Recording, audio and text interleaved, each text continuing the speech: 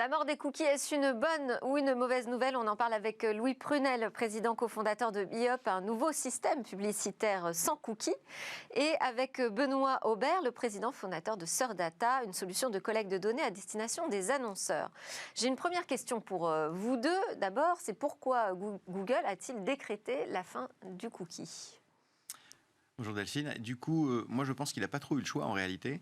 Il est de plus en plus difficile de défendre l'utilisation, l'acceptation des cookies par les utilisateurs. Aujourd'hui, quand vous êtes sur une page internet, par exemple, quand vous cliquez sur le bouton Tout accepter, vous acceptez une quantité énorme en fait de consentement. Il y a 1500 acteurs pour lesquels vous allez dire oui, j'accepte un certain nombre de choses, vous fassiez un certain nombre de choses avec mes données. Et ensuite, à chaque fois qu'un emplacement publicitaire va être sur la page, il va récupérer cette liste de 1500 consentements. Sachant qu'en plus sur chacun de ces emplacements, il y a beaucoup de gens qui vont vouloir cet emplacement, qui vont être en compétition. C'est-à-dire que la multiplication de cette liste est énorme, donc sur une seule page. Donc c'est de plus en plus difficile de proposer un consentement éclairé. Et je pense que ça, Google n'a pas eu le choix. En fait, il est dans une situation... C'est un effet du RGPD selon vous? Oui, tout à fait. D'accord. Je pense qu'il est puni très régulièrement pour soit perdre des cookies, soit pas demander correctement, etc. Et donc il n'a pas trop eu le choix. Et donc finalement, il a trouvé une solution qui lui permet de continuer à exercer son métier.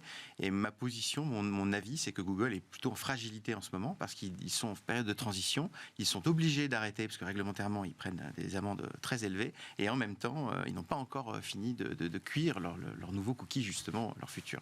Bon, ça c'est une version que je n'avais pas eue encore. Benoît Aubert, avez-vous la même interprétation? On est là pour le débat, donc... non, déjà, bonjour. J'aimerais préciser, peut-être la question, c'est à Google qu'il faut la poser.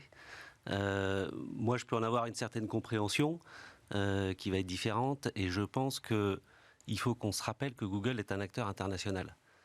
Donc, aujourd'hui, ce qu'il propose, ce qu'il délivre, n'est pas nécessairement le fruit d'une réflexion menée en Europe, mais le fruit d'une réflexion menée plutôt aux États-Unis.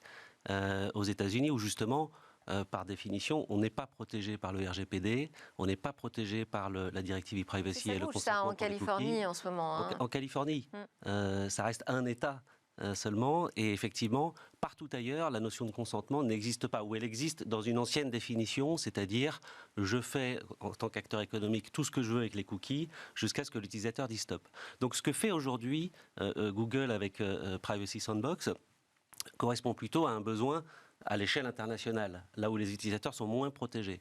Et pour preuve d'ailleurs, les premiers tests qui vont être menés avec Privacy Sandbox sur ce qu'on appelle FLoC vont être possibles partout dans le monde, sauf en Europe pour l'instant, parce qu'effectivement l'aspect réglementaire n'est pas couvert. En fait, c'est plus opaque comme système que celui des cookies? Alors, c'est pas plus opaque, c'est décentralisé. On en parlait tout à l'heure justement. L'intérêt du système, parce qu'il y en a, c'est effectivement que les traitements qui vont pouvoir avoir lieu vont être localisés dans le terminal de l'utilisateur et non pas localisés sur les serveurs des entreprises qui aujourd'hui font des traitements de données. Donc il peut y avoir des intérêts de ce point de vue-là, mais est-ce que ça veut dire que c'est plus opaque ou moins opaque? Je n'en sais rien. Pourquoi on ne peut pas le faire dans le cadre du règlement sur la protection des données en Europe? Personne ne dit qu'on ne peut pas le faire. Ce qu'on dit, c'est que pour l'instant, l'aspect n'a pas été couvert. Il n'y a pas de certitude sur la possibilité de le faire ou pas. À la fin, il y en aura. Mais aujourd'hui, il se trouve que les tests vont être lancés, s'ils ne l'ont pas déjà été, partout, sauf en Europe. Voilà. Et alors là-dessus, vous vous dites finalement, Google se retrouve dans une situation un peu fragile, où il change, il adopte un nouveau système. On voit qu'effectivement, en Europe, ça va être peut-être un peu plus compliqué, il faudra qu'il l'adapte différemment. Vous voyez Google dans cette situation risquée où il y aura des places à prendre? Exactement. Aujourd'hui, Google fait disparaître, en enlevant pas seulement le cookie, toute possibilité d'utiliser des ID dans des environnements différents. C'est-à-dire qu'aujourd'hui, d'un site à l'autre, vous ne pourrez plus rapprocher les données. Oui. Pardon, je me suis un peu perdu. Non, vous dites, la question c'était, est-ce que Google se met en situation de risque aujourd'hui en changeant de système? Exactement, oui. Google est complètement en risque en ce moment, puisque aujourd'hui, beaucoup de fonctionnalités vont disparaître. Par exemple, le retargeting va disparaître dans une grande partie, notamment sur les sites médias. Vous ne pourrez plus voir un barbecue sur un site et retrouver un barbecue partout, en fait, sur tous les sites alentours. Ça va être quelque chose qui va devenir impossible à réaliser. Et donc, du coup, la publicité, ce type d'usage va disparaître et les C'était annonceurs... un peu obsolète aussi, non? Enfin, ça semblait complètement dépassé. Aujourd'hui, effectivement, les utilisateurs, actuellement, les utilisateurs ne supportent plus cette idée que leurs données puissent transiter partout sans savoir exactement ce qui se passe. Ouais. Effectivement, ouais. Donc, on va adopter un nouveau système qui sera peut-être quand même plus accepté par les utilisateurs. Est-ce que c'est ça? On va vers quelque chose de plus acceptable et donc qui sera plus performant pour les annonceurs?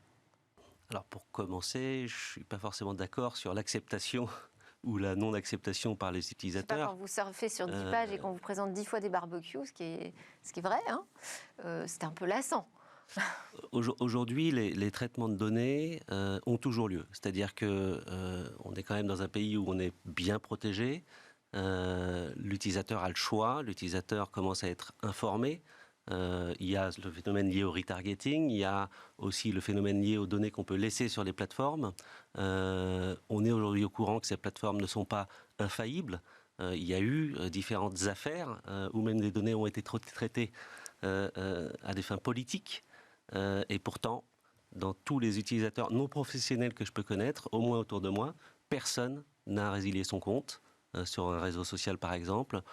Personne ne s'offusque quand je suis en repas de famille le dimanche des bannières de pub qui sont présentées. Je pense que il est peut-être temps effectivement de se poser la question sur l'intrusivité perçue par le message lui-même. Et on verra que, effectivement, ce qui est possible sur le cookie n'est pas nécessairement possible avec d'autres méthodes de traitement et d'autres types de traitements basés sur d'autres bases légales. Par exemple, lorsqu'on traite l'IP, l'adresse IP, qui aujourd'hui n'implique pas un accès au device, pour faire certaines opérations liées aux activités publicitaires, comme le capping, vous savez, là, pour éviter de répéter le message. Ces traitements peuvent avoir lieu sur la base, non pas du consentement, mais vous savez qu'il y a d'autres bases légales dans le RGPD, notamment l'intérêt légitime. On sait aujourd'hui que, effectivement, dans la balance des protections des droits et des personnes et des intérêts des acteurs économiques, si on commence à faire de la publicité basée sur le comportement, il est délicat d'aller présenter des bannières de type produit, donc le fameux barbecue. En revanche, il serait tout à fait intéressant pour l'utilisateur qu'on lui présente une bannière plus générique pour la marque, par exemple, du marchand chez qui il a vu ce barbecue, et avec éventuellement un code promo pour aller finir son acte d'achat. Donc là, tout le monde y trouve son compte, et l'acceptabilité est bien plus importante. Ça veut dire qu'effectivement, ça fait bouger des choses. C'est-à-dire que les acteurs de la publicité, là, aujourd'hui, sont obligés quand même de se remettre en question sur leurs nouvelles techniques de traçage, de ciblage. Exactement, et en plus, Google n'ayant pas encore terminé de fabriquer son outil, personne ne sait exactement comment ça va fonctionner pour l'instant. Est-ce que vous pensez sérieusement qu'il y a une place à prendre, que Google risque d'être déstabilisé? Oui, tout à fait. Je pense que de nouveaux systèmes existent. En l'occurrence, moi j'en ai créé un depuis quelques années qui s'appelle BeUp et qui est un nouveau système publicitaire complètement en dehors finalement du système programmatique. Alors expliquez-nous comment il fonctionne. En fait, on est allé dealer avec chacun des éditeurs un à un pour avoir notre propre installation sur les pages éditeurs. On n'est absolument pas connecté à l'ancien système. Nous avons renouvelé une approche publicitaire qui est complètement conversationnelle. C'est-à-dire qu'au lieu d'imposer un message, par exemple, mon pneu est génial, je vais vous dire, par exemple, d'après vous, à quelle vitesse le nouveau pneu Michelin M1 éclate. Et on va mettre 200, 300, 400 km/h avec des petits boutons. Et cette nouvelle approche conversationnelle, en fait, est une question qui s'adresse au cerveau droit des utilisateurs.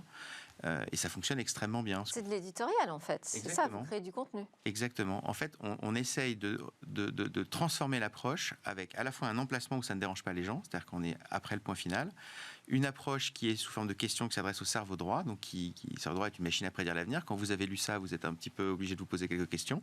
Et même si vous n'interagissez pas, vous avez appris quelque chose, que vous allez vous douter que c'est probablement 400 km/h si on a mis ces 3 boutons.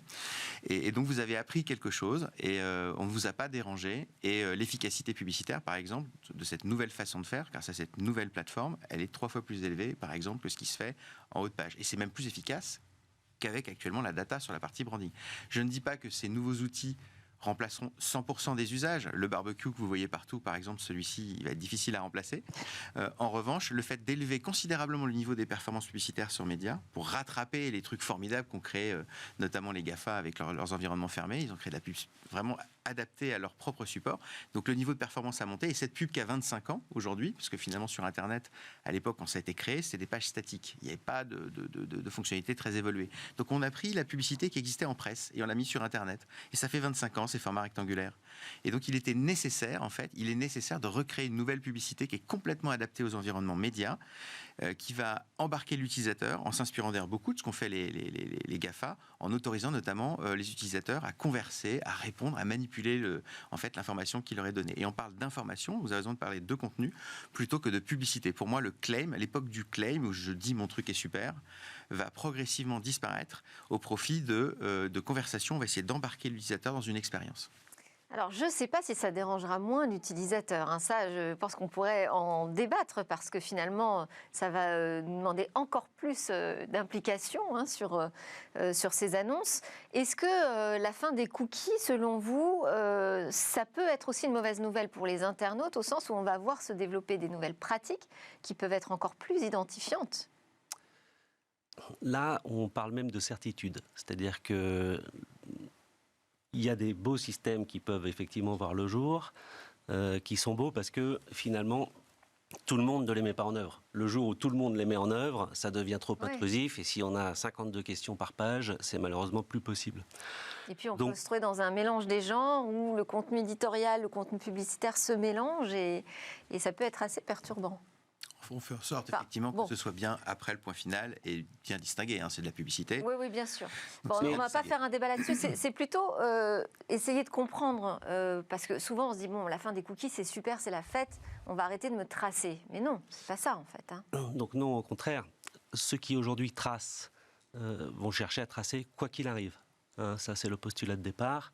Je rappelle que d'ailleurs, tracer n'est pas forcément mauvais. Tracer peut représenter aussi des intérêts pour l'utilisateur. Par exemple, pour éviter, je le disais tout à l'heure, la répétition d'un message.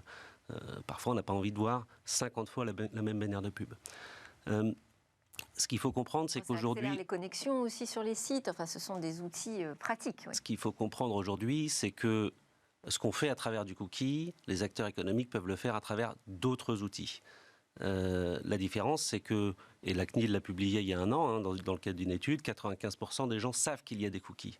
Les gens comprennent aujourd'hui ce qu'est un cookie, ou globalement à quoi sert un cookie, globalement où ils sont, comment est-ce qu'on peut les accepter, comment est-ce qu'on peut les refuser.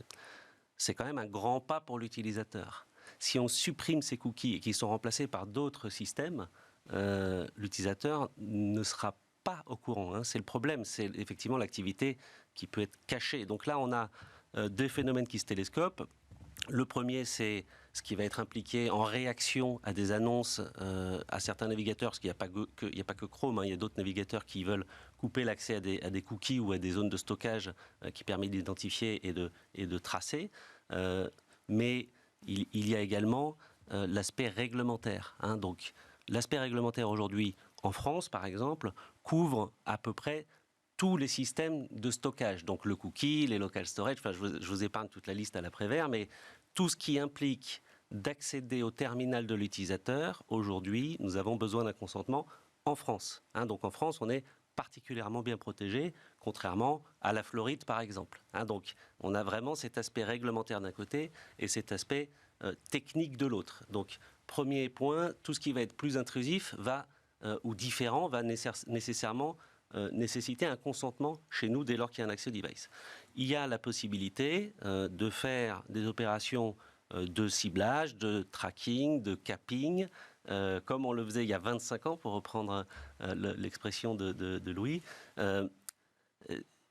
basée sur l'adresse IP. Cette adresse IP, aujourd'hui, n'implique pas un accès au terminal. C'est moins envahissant qu'un traceur, qu'un cookie. Et donc ça n'est pas couvert aujourd'hui par la loi informatique et liberté et donc l'obligation de recueillir un consentement pour les... C'est ce qu'on disait la semaine dernière quand on parlait de l'avenir de la pub. On disait finalement on va revenir aux techniques ancestrales. Exactement. Et ces techniques, l'utilisateur peut les maîtriser. Voilà. Donc ce qui est important, c'est de laisser aujourd'hui la liberté aux acteurs économiques de pouvoir continuer à utiliser cette adresse IP, dont l'efficacité est moindre en regard des cookies. Mais si on n'a plus de cookies, elle est meilleure que rien. Et donc c'est important, je pense, aujourd'hui de se poser la question. Vous avez vu le taux d'acceptation des cookies baisser là, puisque depuis le 1er avril, les choses ont un peu changé en fait. Les sites doivent rendre aussi simple le fait de tout accepter que de tout refuser de la part des traceurs. Est-ce qu'on a vu des taux d'efficacité en baisse ? Alors c'est très varié, ça va dépendre des éditeurs. Il y a des éditeurs qui ont mis en place des solutions où ils expliquent clairement à l'utilisateur mon modèle économique repose sur quelque chose. Je ne peux pas proposer mon service gratuitement. Donc vous avez ceux qui ont dit simplement je veux tout accepter ou tout refuser. Donc dans ces cas-là, évidemment, il y a une baisse qui est entre 10 et 30% d'acceptation. Et vous avez ceux qui ont dit soit tu acceptes les cookies, soit sinon je te renvoie vers une offre. J'ai une offre payante. Mais dans les deux cas, mon service est payant et tu peux monétiser. Enfin, je peux monétiser soit en te demandant de l'argent physique depuis ton compte bancaire, soit en te demandant tes données. Voilà, il y a ces deux modèles. Là, dans ce deuxième modèle, évidemment, les utilisateurs acceptent plus largement le cookie. Benoît, vous avez des chiffres aussi. On a fini là, le temps du débat, juste pour terminer là-dessus. On a des taux d'acceptation et surtout des chiffres qui évoluent. Donc effectivement, depuis qu'on a l'obligation de proposer une mécanique de refus, on est passé de à peu près 90% de taux d'acceptation à 70% au lendemain de la fin du moratoire CNIL, donc le 1er avril. Et ce taux dégringole chaque jour, c'est-à-dire qu'on constate une chose très simple, c'est ce qu'on appelle la courbe d'apprentissage, c'est que l'utilisateur a appris à localiser cette mécanique de refus. Elle peut passer par un bouton de refus, par une croix de fermeture, par un bouton continuer sans accepter, on le voit beaucoup. Et aujourd'hui, les taux, effectivement, de consentement dégringolent. Donc il va y avoir des conséquences, à commencer par des conséquences économiques pour les éditeurs concernés, qui vont, dans certains cas, effectivement, avoir recours à des mécaniques qu'on appelle des cookie walls ou des paywalls. Et donc là, on reverra le taux de consentement monter. Accepter de payer, voilà. Exactement. Ça, c'est une bonne chose, de toute façon, que l'utilisateur comprenne qu'un média a besoin de gagner sa vie pour pouvoir faire un journalisme de qualité. Ça, c'est une très, très bonne chose. En tout cas, on voit que c'est un changement de modèle. C'est pas juste la faute à Google. Il y a vraiment une tendance de fond aujourd'hui sur la question du traçage publicitaire. Il va falloir être créatif, messieurs. Merci beaucoup. Merci à Louis Prunel, président, cofondateur de Biop, et Benoît Oberle, président et fondateur de Sœur Data. Et travaillez bien l'acceptabilité, s'il vous plaît, de vos produits. Juste après la pause, c'est le rendez-vous avec l'alerte cyber. On va avoir des explications sur la fuite de données personnelles des utilisateurs de Facebook.